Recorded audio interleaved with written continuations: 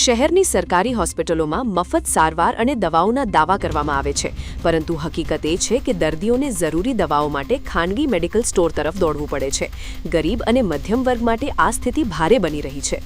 ભારતના અનેક રાજ્યોમાં સરકારી હોસ્પિટલોમાં જરૂરી દવાઓની ઉપલબ્ધિ 40%થી પણ ઓછી હોવાનું રિપોર્ટમાં સામે આવ્યું છે, જે આરોગ્ય વ્યવસ્થાની ગંભીર સ્થિતિ બતાવે છે. ઘણા કેસોમાં દર્દીઓ કહે છે કે ડોક્ટર દ્વારા લખાયેલી દવાઓ હોસ્પિટલમાં મળતી નથી અને તેમને બહારથી ખરીદવી પડે છે. એક રિપોર્ટ મુજબ દર્દીઓ લાંબી લાઇનમાં ઊભા રહેવા છતાં દવા ન મળતા અંતે ખાનગી મેડિકલ સ્ટોર પર પૈસા ખર્ચવા મજબૂર બને છે. સરકાર તરફથી દાવો કરવામાં આવે છે કે દવાઓનો પૂરતો જથ્થો ઉપલબ્ધ છે, પરંતુ ગ્રાઉન્ડ રિયાલિટી અને દર્દીઓના અનુભવ વચ્ચે મોટો તફાવત જોવા મળે છે. સવાલો એ ઉઠી રહ્યા છે કે જો દવાઓ મફત છે તો દર્દીઓ ખાનગી દુકાનોમાં પૈસા કેમ ખર્ચે? શું દવાઓનો અભાવ છે કે સિસ્ટમમાં જ ક્યાંક ગોટાળો? જવાબદાર કોણ? તંત્ર, સપ્લાય સિસ્ટમ કે હોસ્પિટલ સ્ટાફ? મફત સારવારના નામે જો દર્દીઓ પાસેથી પૈસા વસૂલાતી હોય તો આ માત્ર બેદરકારી નહીં, પરંતુ ગરીબ લોકો સાથેનો સીધો અન્યાય છે. હવે સવાલ એ છે કે તંત્ર ક્યારે જાગશે?